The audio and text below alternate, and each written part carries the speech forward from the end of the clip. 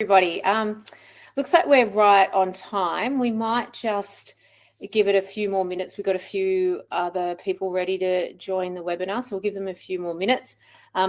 If you want, go grab a coffee or grab a glass of water so we can get started. But while we're waiting, I might just give you a bit of a warm welcome to today's webinar. It's titled 5 Reasons Why Your Clients Should Not Buy an NDIS Property.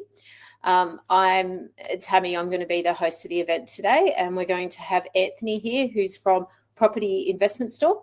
He's also the Managing Director of SDA Management Australia and Co-Living Management Australia. So we're going to try and spend about 30 minutes where Anthony can chat to you on exactly the reasons why your clients shouldn't buy an NDIS property. And then after that, we'll ask a few questions. So if you have any questions that you think of, we will address them at the end.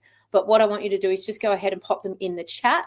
I'll start auditing them. And then at the end of it, we'll ask a few of those questions and see if we can get Anthony to answer them.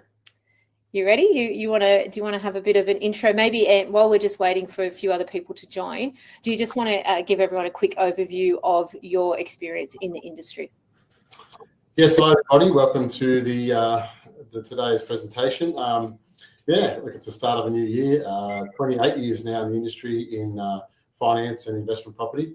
That's all I've ever done. I've never really sold mum and dad houses. I've only ever sold investment property and looked after finance and structures for people. So, fair bit of experience in the industry, and certainly in the NDIS field and space now. We started about 6 years ago now, when they started with the SDA part of the NDIS, which is a specialist disability accommodation sector, which is obviously the sector that we're in with the property side.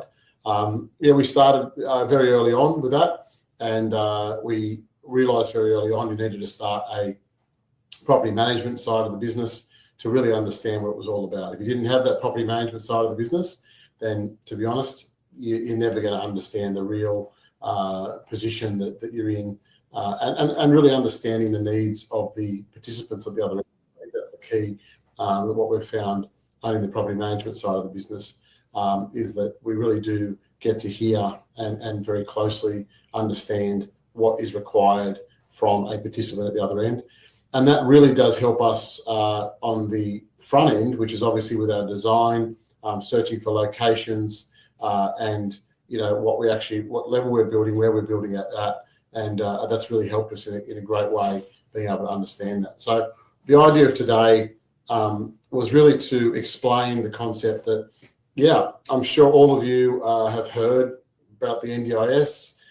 You probably may have spoken about it with clients, or you may not have. But the approach that I guess I'm taking today is that, these would probably be some of the 5 reasons why you'll be telling your clients probably why they shouldn't be buying an NDIS property.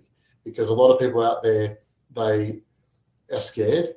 And if we're scared with a client, the best thing to do is to say, you shouldn't do it. And there's a bunch of reasons in here that I want to go over why that I've heard from many different groups and different people and clients about why they shouldn't buy an NDIS property. So I want to sort of touch on 5 of the main ones today and go over them and explain them a little bit as to why we believe that. I understand, explaining the 5 reasons why you shouldn't is a great thing to be doing, but you need to know more about the product and understand it to give them the real advice, which is really, those reasons are very valid, but we believe they certainly can be addressed, and we treat them more as challenges than we do risks. I think the biggest thing in this space is everyone thinks it's too risky. A risky, I believe, is something that can kill you, whereas a challenge is something you can overcome. And all of the problems we've had and come across in this NDIS world are normally challenges that we can overcome, and we have overcome. And we have proof now, 6 years into this. We've got very good proof now of how things are running and how things are operating, and why some of those reasons should be re-looked at. So let's start off, and we'll go into a bit more information, obviously a bit of information there about us, who we are, my experience in the industry, and what we do. A bit of information for you there. Obviously, our business structure, just so all of you have a bit of an idea on the model of the business and how we're structured. We have the property investment store side, which is obviously the main side of the business where we do all the construction and work with the builders and design the homes and obviously work with our clients. And that's the main side where obviously we do everything to do with our STA builds and looking after the sales side of the business. Then we have the finance side of the business, which if people do need help with finance, obviously we can do that, help getting people get their finance organised. It's not mandatory. Some of you out there might be brokers. That's fine. We work with brokers as well, and we don't talk about finance if we have to, if we're not allowed to. And then we have our management side of the business. So we've got obviously STA Management Australia, which looks after the NDIS management side of what we do. And then we have Co-Living Management Australia, which looks after our co-living products that we also have as well. So today is mainly obviously talking about the STA side of the business and what we do there. But yeah, we're very much a design. We design numbers for clients, and we're a numbers-based solution business, not a sales business. We have access to land and builders Australia-wide, and we now have 28 years finance investment experience, just ticked over, and we obviously support a lot of relationships with conveyancers, solicitors, accountants, and professionals that we've been in for decades now with some of these guys. And, we work together because we value each other's, what we bring to the table for each other. And we also trust each other, which in this industry is a very big thing. And if you can find good people to work with, you stick with them. And we've got some great people we work with. Obviously, the dedicated property management team who can look after, obviously, the co-living properties we do, but also the NDIS STA properties we do. And that team does a wonderful job on that side of things, which I'll explain a bit later. So, yeah, I guess let's get into the 5 reasons why your client shouldn't buy an NDIS property. So, these are all the things, as I said, they're all going to be the things that I'm sure many of you have concerns about.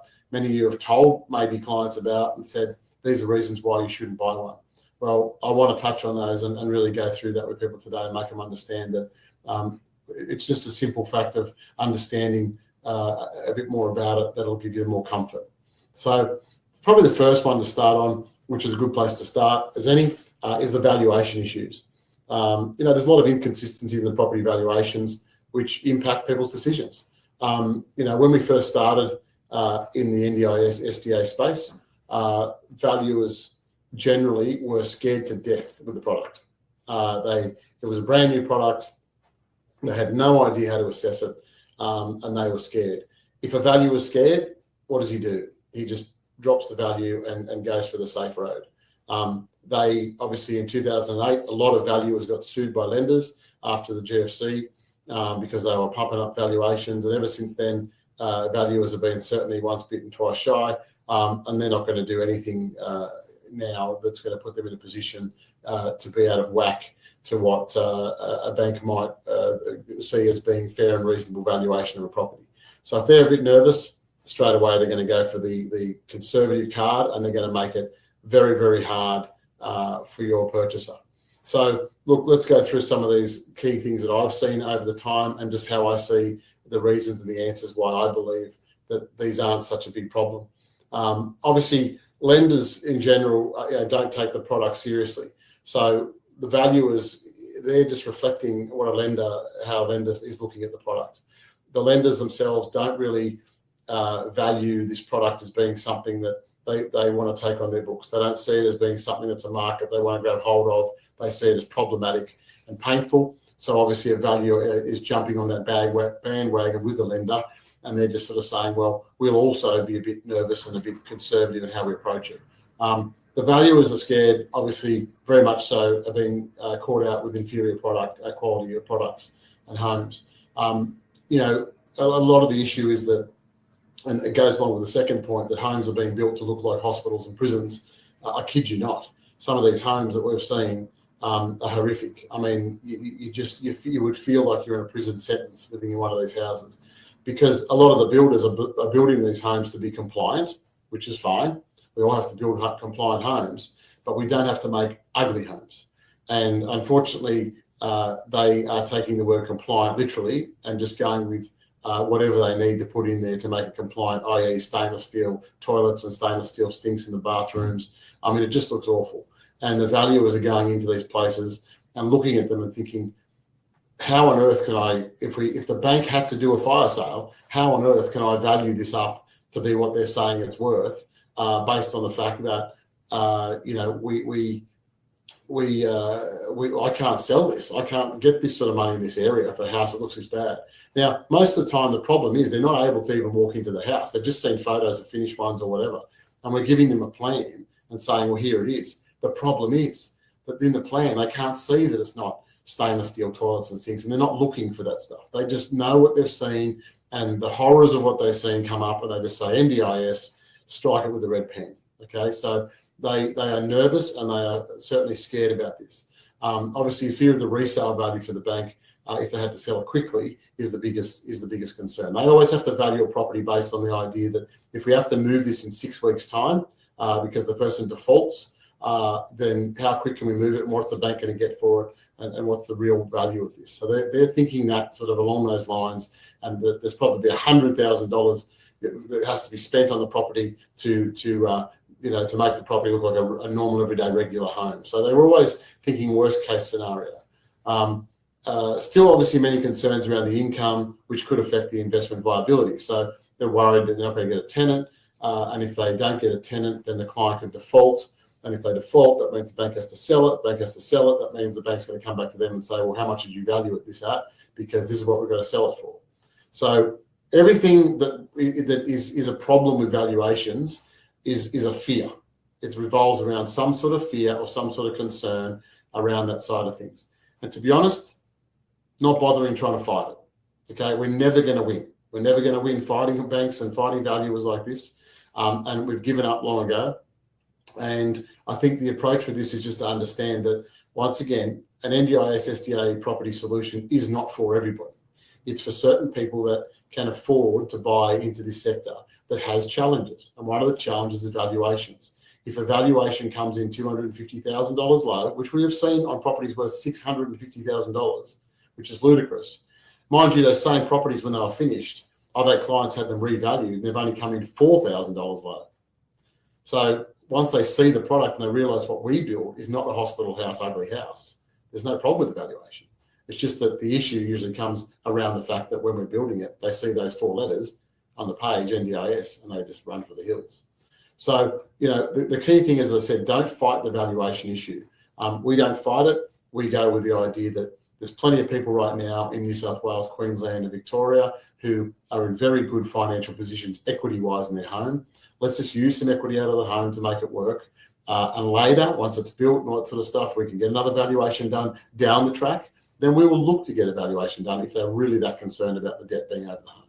But ideally, it's just one of the challenges and one of the ways that we can do it. Certainly, if a client's got enough equity over their home, the idea would be to use all the equity over their home to purchase the property outright and treat it almost like a cash purchase, a cash out type purchase. That's a very good way of doing it, to enable the purchaser to avoid any of the challenges around the space. So certainly valuations issue, can't fix it, so we work with it. It's like a rip. You don't swim against it, you swim with it. And eventually, it'll take you out to sea, but eventually you'll come back in. So this is how we're working with it. We're trying to figure out ways that with the client, each client, that we can make it work for their situation and their circumstance. But as I said, because of this issue, sometimes it just won't work for some clients. So that's probably issue number one, or reason number one, that could be used why a client shouldn't buy an investment property. But as I've said, there's ways of answering that and ways of fixing that and solutions around those problems. Number two, second reason, limited lenders. So valuation issue is one thing, yes. Lenders, as I said before, they don't understand the space. They don't want to know about the space. They don't believe it's a big space. They believe it should be for more corporate type people, not for mum and dads. They've got all their own versions of how they see it, and none of them are correct. I've had countless discussions with very high up people in the banks, and they're just not looking at this with glasses that they really want to value it as being business they want to take on. So generally, it's the perceived risk to the bank if it has to be sold quickly is one of the main reasons, I guess, that they're concerned about it. What is that value of it? If the value is valued at low, to be conservative to guard his bum, then obviously the bank are going to do the same thing. They're going to say, well, what's the perceived value if we have to sell it? If it's lower than we thought, well, this is not a good risk to take on. It's all a risk-based thing for the banks. There's limited lenders available and prepared to finance an NDIS STA home. There's certainly lenders that are out there, but they normally have a higher interest rate for the loan. That's true. And there's commercial lenders that are taking on the risk, but potentially with more fees and higher valuation costs. Once again, true. All right, there's lenders that will take it on. They do take more of a commercial approach, which is good because it means the valuations can be better and certainly a lot stronger based on a commercial type lend. But there are valuations costs based on commercial valuation costs, which can be a couple of $1,000s. And there's a lot of confusion about how the product works. So the banks are they don't understand the management. They just really don't get that part of it. So they're not interested in, stuff that's hard for them. They want to make their life simple. I think when it comes down to it, these are all great concerns to have, but they're not reasons why someone shouldn't buy an NDIS STA property if they are comfortable and in a good financial position to be able to buy it. These aren't reasons why they shouldn't do it. Right? I mean, we can easily show them that, sure, some higher costs for interest rates, some higher costs for, valuation costs and things like that. Yeah, that's fair enough. That's going to cost you more money. But, when we've got property available that's getting potentially 16% gross return, right? I mean, can they suck up a little bit of costs that might be a little bit extra? I reckon they can in most cases. And you know what? That's up to the client to figure that out. We give them the reasons, as I always say, the good, the bad, and the ugly. And we show them the reasons why, for them, this could work if they're comfortable with it. Then certainly it's definitely something they should look at and consider. Yes, once again, challenges around the limited lenders and the valuations and things, but if we explain that through and we understand, as we do, the concerns they have, and we're able to explain away a lot of those concerns to get them in a position where they feel more comfortable, then definitely many clients that we have obviously moved ahead with these and purchased them because they feel that comfort level and they feel that these aren't insurmountable challenges for them. So yes, limited lenders can be a problem, but once again, we have solutions around that with our own finance. If we're working with brokers, then I'm sure we can guide them, or they might have people that they can work with that can help as well. So there are limited lenders, but there are lenders out there doing it, and we're still selling plenty of STA homes. So, it is something that we can do and make happen. Okay, so reason number 3, why you shouldn't buy an NDIS property. Damage to the property. Look, disability home has certain challenges around it, once again, in regards to the tenants and some of the tenants and different levels of tenants. Some levels of tenants, or some tenants in general, doesn't necessarily have to be the level, can be just some tenants in general, are fantastic tenants. I mean, we've got tenants in our homes that are just wonderful. We have other tenants in our homes that are very challenging. And yes, they have caused some damage to the properties, no doubt about it. And that is a big concern for people, the ongoing cost of repairs for damage. Now, I will say this because we've experienced this for the last 6 years, and I'll explain it as simply as we understand it right now. There's nothing in the NDIS legislation or wording that says they will pay for damages and repairs. So let's make that clear. Nothing says it. But to date, none of our clients have had to actually have to put any money in their pocket to pay for damage or repairs. Now, I think that what that means is that NDIS and other groups that are involved, different state organisations and people that are involved in the placement of some of these participants, they are far more scared of having that participant in a hospital or being held somewhere else for what the cost is going to cost to do that than they are about paying for a few minor repairs every now and then. So what we've seen is, as I said, in the wording, nothing actually says they'll pay for it, but so far, no one's actually paid for it. They've footed the bill for pretty much everything, and sometimes with a very small amount of homes, there's been some good sized damage in there that they've had to foot the bill for, not even a question. So that is something which is a bit of a strange one, we can't give you any explanation other than we believe that they know how much it would cost if we were to say to the client, tenant, we have to move out because we're not accepting this damage anymore. Because the tenants are under a normal type lease structure. This is not anything special because it's NDIS SDA. This is a normal type lease structure, which we could say to them, we don't want you to live in here anymore because of the damage you're causing. But effectively, that is not becoming an issue. So as I said, most of the clients, tenants we have in the homes, they're great. There's not a lot of issues with them. They're good tenants. With minor damage things, with wheelchairs bumping into a doorway, things like that, which are not major issues. So, as I said, there's a lot of confusion around who pays for the damage. And as I said, there still is the confusion around who pays for the damage. I can't give you anything other than what I just told you, but, it's something that we're seeing that is the case and hasn't been an issue at this stage. I guess the style of the home being unsuitable for the level of the participant in the home too. Some participants are in the wrong style of home for what their level of disability might be, and that also can be causing a bit of extra damage that doesn't need to be there. And that comes down to good property management at the same time. Making sure you're working with the care providers and the OTs and making sure the correct people are going into a house and living in there and it's suitable for them. So making sure that's the case. There's, obviously there's a bit of concern around inability to get insurance for an NDIS SDA home. Well, we've got over 100 or near on 100 homes now we've built, and when it comes down to the insurance side, yes, it can be a little bit more challenging, but all of our clients have insurance. So we don't advise or give that advice. That's something for each individual client to go and source themselves. And that's up to them to source that. But as I said, from a perspective of our clients, they've got insurance on their homes. Downtime while repairs are being carried out. Yes, that can be a little bit of a problem, but once again, if the repairs being covered for and the rent's being paid, it doesn't really matter. No one needs to be sentimental about this. This is an investment property.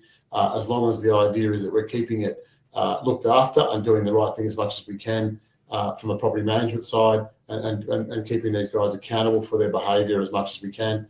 That's all we can do. But yes, there are some problems sometimes around damage, but as I said to you before, it's being looked after at this stage. There's not an issue with that. And generally our clients in the home, the tenants are very good. So behaviours and damage is overall not a major issue. So that's number 3. Number 4, obviously another reason why you shouldn't buy an NDIS property, which people will be telling their clients all about, would be finding a tenant. So this is probably the number 1 question that I get from all of our potential investors. About getting the questions we get most likely are around finding a tenant.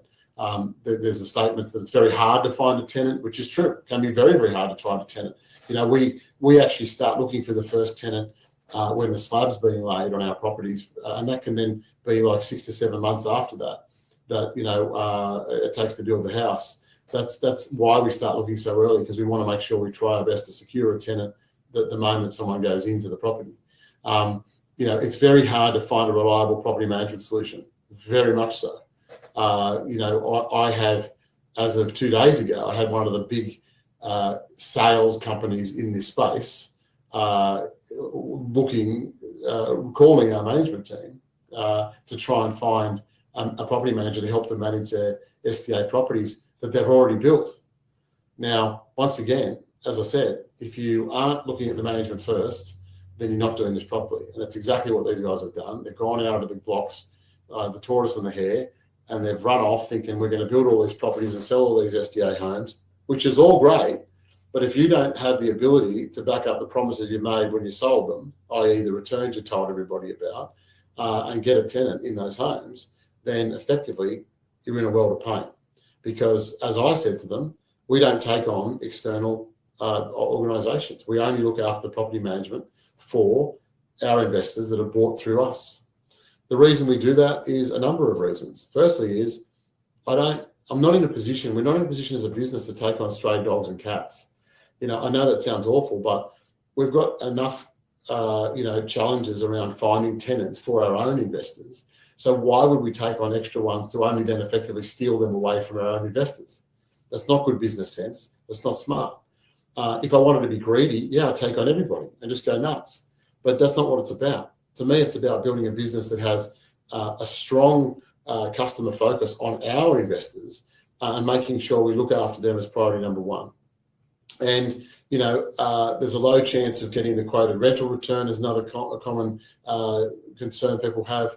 Well, we quote what we believe is the real rental return because, we, as I said, now we've got almost 100 homes we've built and most of those under management with us, we've got near on a 95% occupancy rate right now in our management business.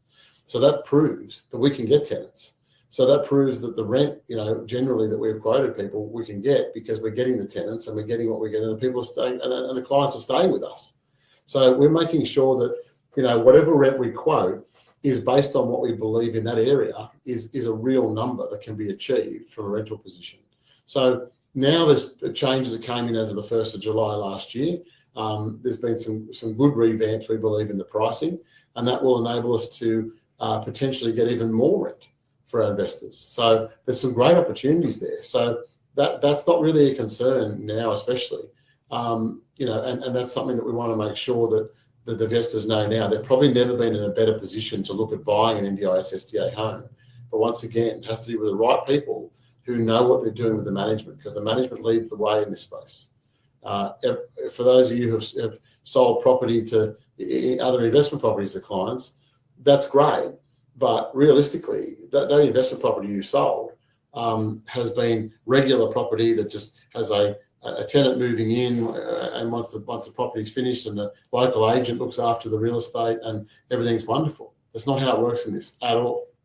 So unless someone understands it 100% on this end, you're going to be in a world of trouble, and you don't want to be selling random companies' SDA properties to your investors, and you be the one later they're targeting and attacking because you were the one who promised to them, because you were promised that they would get tenants, and they didn't. And it's happening time and time again. And all I can say is that we have the proof. We have the proof in the pudding now. After 6 years of doing this, 95% occupancy, we can get the tenant. That's all that matters to your investor. So, make sure that you consider that very highly when you look at all the different people selling NDIS properties on your books, because we are the ones that can achieve the result for your investors. Obviously, tenants won't stay and they will leave. That's a concern for some people too, and an excuse. But they do. At the end of the day, they're on regular tenancy agreements. If they don't like it, they can move. They can decide they don't want to live there anymore. They can up and leave. Under the Residential Tenancy Act, they can't just up and leave tomorrow and leave you high and dry. They've still got to give notice and do all the things under the Residential Tenancy Act. And they can't do anything different to what a regular and non-NDIS SDA tenant would do in the home. But certainly, we design a home that we want it to be a forever home for our participants. We want it to be so nice and there's nothing better for them to move into. Right. So ideally, we do have a lot of long-term tenants staying there in ours because they are designed as nice homes, and they're not going to get anything better, right? Because that's the problem. Everything else is going to look like a hospital house or a prison. So they're going to look at ours and say, well, I'm happy. It's only if they need to move because they need to move closer to family or closer to somewhere that suits them better that might be a need. But often it won't be because they want to. It'll be because they have to. And look, generally these participants that are getting SDA funding, they are, they have a disability, and 9 times out of 10, it's not getting any better. It's usually getting worse in a lot of cases over the years. And you can have tenants that will pass away in our homes. So it is a different sort of, I suppose, complication to what we might not have in a regular non-NDIS style house. But it's something that does happen. But once again, there's processes in place, and we work with the care providers. Obviously, sad situation for the participant and the tenant. But as the investor, we do want to try to be in a position again to get someone in the home as soon as we can. So we do work with people, to be able to make that happen and not have the investor be too upset or too, impacted by that sort of happening. And obviously another one might be, people say problems getting paid via the NDIS. Look, the system of payment is clunky at best, but we have the measure of them in a lot of ways. We know what we have to do to make it happen by the certain date, by the end of the month. You do claim your payment in arrears, and effectively it has to be lodged every month to claim the payment, which is what we do with our property management team. And we look after that side of it and side of the business. So there's definitely, when it comes to finding a tenant and managing that process, yes, there's some difficulties and there's some challenges again, but all these things could have been used as excuses of why a client shouldn't buy an NDIS property, but they're not unsolvable issues. These are all issues that, we have got answers for, because once again, 6 years doing this, we know what we're doing now, and we know how to make this work and get the best out of a clunky system that exists. So we can make it work, and we can make sure the clients have tenants in those homes. So number 5 is probably, I suppose, a more general one. It isn't what it seems. The investment has not met the initial expectations in terms of performance or condition.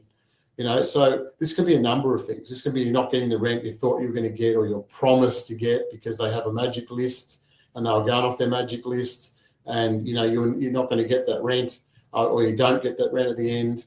The NDIS itself is inconsistent. There's ministerial changes, there's policy changes, there's all sorts of things there. Yep, can't deny any of that, right? But all we can say is that the fact of the matter doesn't change. 20% of Australians have a disability, okay? About 14% of all the Australian population are on the NDIS, right? About 6% of those people are going to probably qualify for SDA, Specialist Disability Accommodation, which is what we look after.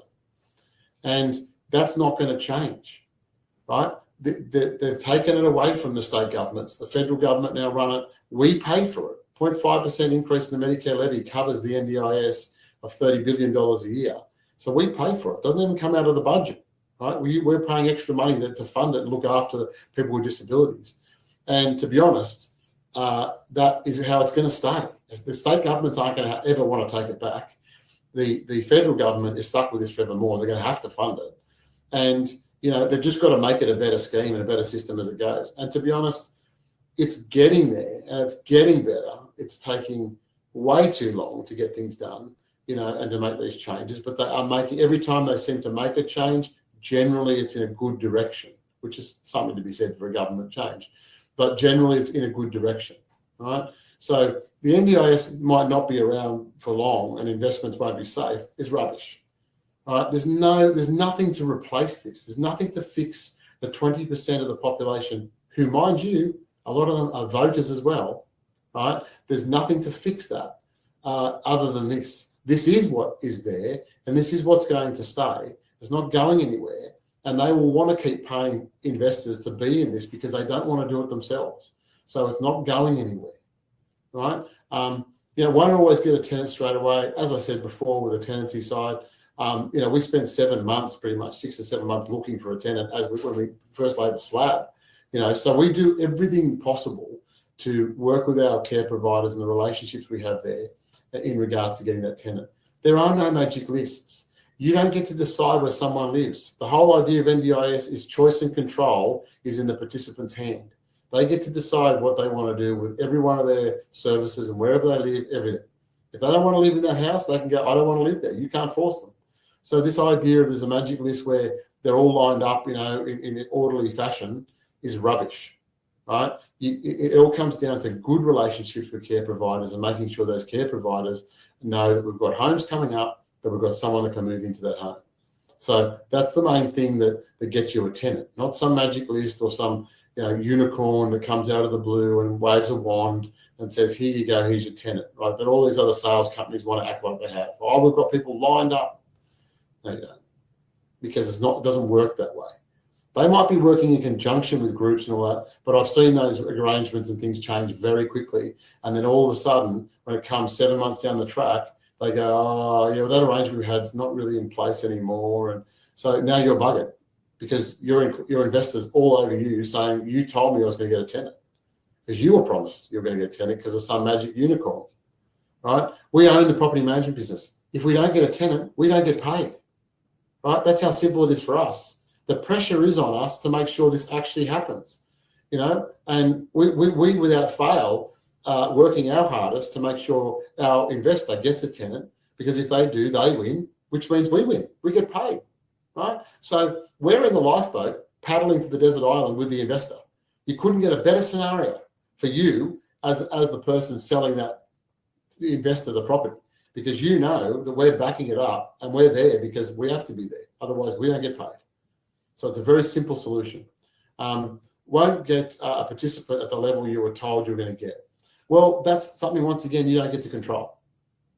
On the brochure, we state what we believe is the most likely person and participant that will go into that home.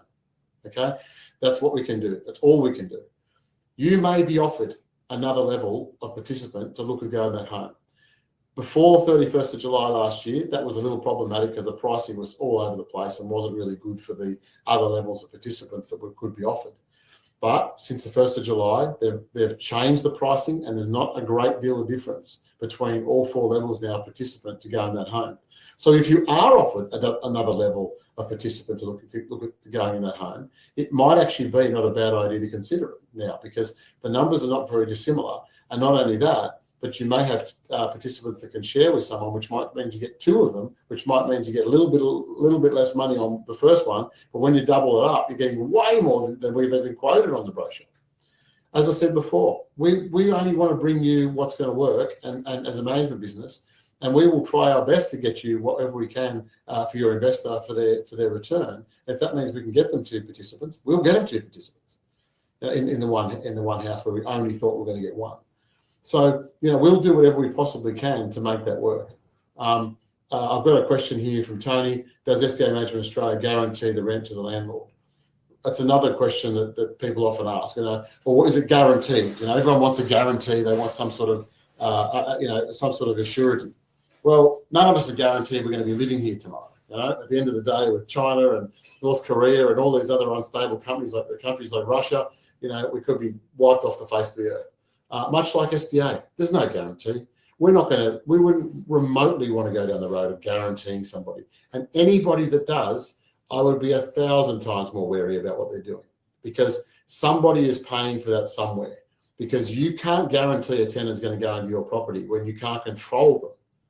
Right? We can't control them because they make their own choices and decisions, because that's the whole idea of the NDIS, is it gives them the choice and control as a participant. So the idea of a guarantee is really not a good idea to be throwing out there and to giving to people. But all I can keep coming back to is we don't need a guarantee when we've got 95% occupancy rate in our properties. Right? We don't need a guarantee because we can get you a tenant, because we know how to do it.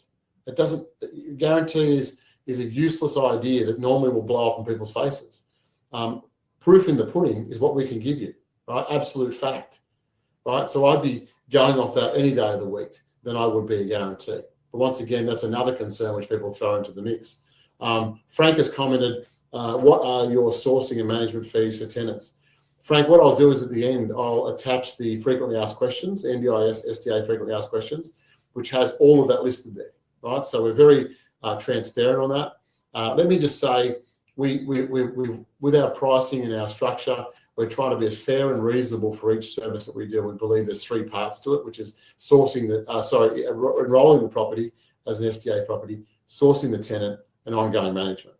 And some companies out there are really, I believe, being a little bit crazy. We've heard of companies out there charging $60,000 to find a tenant and 21% management fees. So some companies are just, I have no idea on their long-term business plan. That's their choice. Ours, as you'll see in the frequently asked questions that goes through, it's something which you can read through. I think we're being more than fair and reasonable with what we do with that. So I'll attach that at the end for you, Frank, and you can have a read of that. So they're the five reasons why I guarantee you people are telling their clients why they shouldn't buy an investment property. So let's look at the real story. Now, I don't have too much. I don't want to be death by PowerPoint. The whole idea of those 5 is where all the talking is. But really, the real story, as I've said here, pictures tell 1,000. Okay, and this is what it comes down to, all right? The ugly. And as I said before, if you're not explaining the good, the bad, and the ugly in this space, you're not really explaining it. these are some examples of what we believe are ugly SDA homes. Okay, this is a home that supposedly is compliant for a wheelchair participant to live in. Now, I'm quite amazed that this would even pass certification because, yep, they've put this horribly ugly ramp in, which looks like it was put in by the apprentice, and it just makes the whole front of the house straight away scream disability home, right? So this is exactly what the banks and the valuers and everyone else these are the reasons why they're hating these products, right? So not only that, but if I had a wheelchair client that could go up and down his ramp, that happened to be at the front door and happened to roll back a little bit too far and then was on the driveway there, he'd be out in that street in 2 seconds. That driveway is way too steep. And I can't believe for a second that that property could even be compliant under the, with the wheelchair access and having a wheelchair client in there. There'd be every OT and every person that would be going in there would be saying to them, listen, you're not going in this place because this is dangerous. Like, you ain't going to be, this is way too dangerous. So from an example of the product, once again, pictures tell 1,000 words. You have a look at that and tell me if that looks like a nice home to you or it looks like a compliant home. Because to me, that looks like a compliant home. So once again, a picture of 1,000 words. This is a brand new house, mind you. So this is the kitchen that they built for obviously someone in a wheelchair participant, bound participant that has some accessibility there. But to be honest, quite an ugly looking kitchen and does really scream once again disability home. The bathroom, this is where it just got me. I'm sorry, but I don't know if I'm looking at a hospital bathroom, a prison bathroom, or a disability bathroom. Okay, if we had a competition, I think that would be mixed results of what people would be ticking the boxes for, because that could easily be any of those, right? And that's just horrible. It really is. It's something that if I was a participant looking at that versus looking at one of our bathrooms, I would be saying, I don't want to live there. Well, I don't want to live where I'm treated like I'm some sort of prisoner. This is terrible. So yeah, compliant bathroom. Yeah, great. Totally probably compliant, but does it look good? Is it a good resale thing? If you had an investor who wanted to sell out one day and wanted an exit strategy, not a chance. So, but this is what people are building. You have to know this. So the good, and we believe we build a good product. These are our homes. Okay, I can give you in the chat too. I've got in there our product suite pictures of all the homes we've finished. Well, not all, but a bunch of homes we've finished, and you can see for yourself in the pictures, and you can see for yourself the product we're building. So yeah, as you can see, looks like a regular home from the front. Nothing strange or disability about it. Okay, same as that house. Same thing again. Looks like a regular home from the front. Doesn't look too disability. There's nothing there that screams to all the neighbours that anyone living there has a disability. Okay, and that's the idea of the approach of our design. Keep it simple, keep it straightforward, keep it looking like a house first and foremost. The second part is it has to be compliant. That's fine. We can make it compliant, but it doesn't have to look like it's ugly. So this is one of our compliant kitchens. All right, so looks like a house. Could probably sell to mum and dad and the 2 kids, no problem. Same thing again, another kitchen, right? Looks like a nice home. That's the living area. The only thing in here you'd notice in the difference is that side TV cabinet, and that's put in there for some robust level participants that might decide to throw the remote at the TV if they didn't like the show or something, protects the TV. But once again, that could easily be modified to be a regular TV cabinet for anyone that lives in that house. Not an issue. It's got commercial grade vinyl flooring in there because you can't have any joins in the flooring for people to trip over, their trip hazards. Commercial grade flooring could last for 20 plus years. So, even if a regular mum and dad family were to move in there, not a tenant with a disability, you're not going to have no one's going to really complain about that flooring, that kitchen, the living area. That all looks pretty normal as a regular everyday looking house. That's one of our disability bathrooms, okay?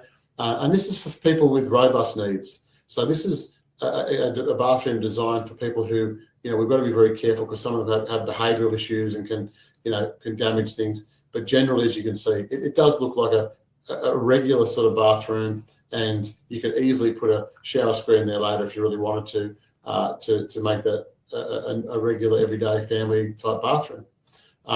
Same thing again, as you can see there, regular style bathroom, not ugly disability hospital / prison bathroom. Right? So fully compliant, never had an issue with any of our compliance on any of our properties. It's just, it's about how you do it and the materials you use to make it still stay compliant. So I'll just give you an example of one of the packages right now that we've got. This package is a great package. It's probably one of our best packages we've got right now. And it's real. The numbers are real. Okay. This isn't like glossed up to be some sort of, oh, we'll promise you this and later we won't be able to get it. We believe we can get this. This is a dual key, robust style design home. And there's a side A and a side B. We have a 3-bedroom on one side, which someone's put 2-bedroom, not sure why, but anyway, it's a 3-bedroom one side and it's a 2-bedroom on the other. So that needs to change. So it's a 3x2. And you've got the bathrooms and you've got the cars. That's all very well and good. But you can only rent, with robust, you can only rent out one side of the property, one individual, and the other side of the property to one individual. You can't put shared robust participants in a home, and robust can't really share with anybody else. So we've taken the tact here that as a single resident, one resident either side, they'd be getting about $78,657 per participant. So that would mean 2 participants, one either side. There's a total income of $157,000 a year. That's a $944,999 purchase price, which means that that's $325 a week in rental income.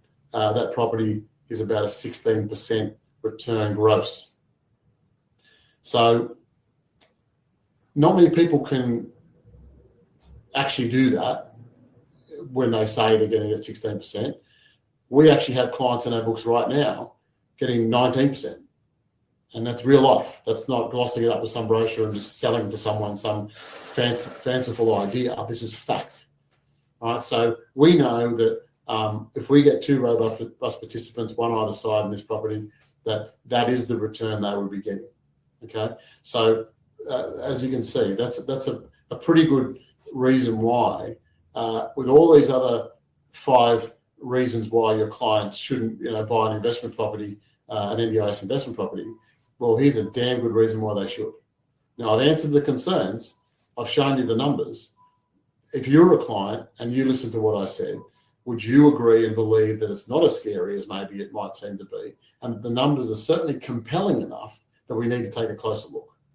And that's really what today's all about. It's not here to sell you guys a property. It's just to show you that there's reasons why everyone is scared of it and everyone keeps running for the hills and not wanting to put it out there and to show their clients. I get it.